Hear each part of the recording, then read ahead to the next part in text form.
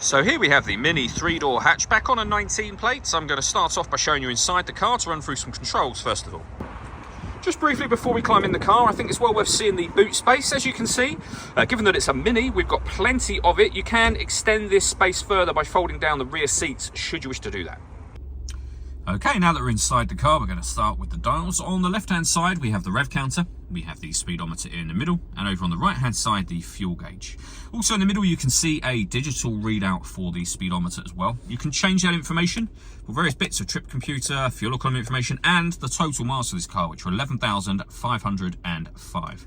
If we back out to the steering wheel, on the left-hand side, we have cruise control and speed limiter, and on the right-hand side, stereo and phone controls. The phone controls can only be used once you've paired up the phone, and that is done over on the touch screen in the center just here. Go into the phone menu, manage your mobile devices from there, and pair your phone. Once you've paired your phone, you'll be able to access phone calls, of course, but also you'll be able to stream your music wirelessly via Bluetooth audio, which is found underneath that heading just there. We've also got FM and DAB radio, as you can see, USB input, so plenty of ways to listen to your music, and you can pair your phone there as well as under the phone heading. All of the movement you see me making on the screen is being done using this dial and the collection of buttons that surround it. So you can go into your media menu, back to your main menu from there, straight into satellite navigation should you wish to, or as I say, rotate the dial.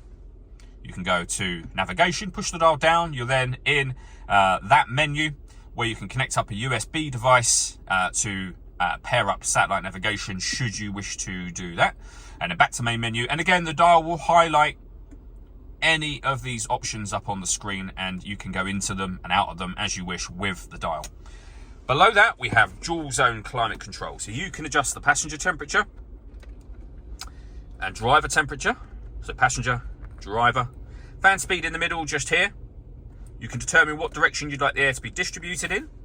When you're happy with those settings, this button turns your air conditioning on, and it's on when that light shows. Same button to turn it off, of course.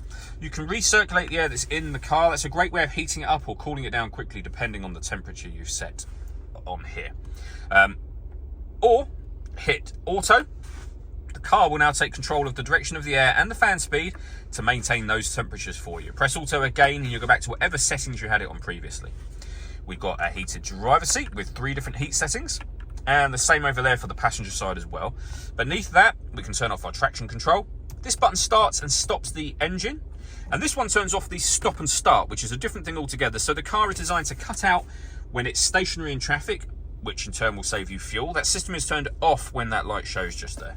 We have a 12-volt charging socket and USB input, and then the gear lever for the fully automatic gearbox.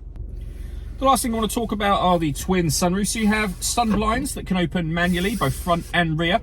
Obviously you can leave it like this. This lets in a lot of extra light to the cabin area, but this front one, there is a button just up here that will open that as a full sliding sunroof, should you wish to do that.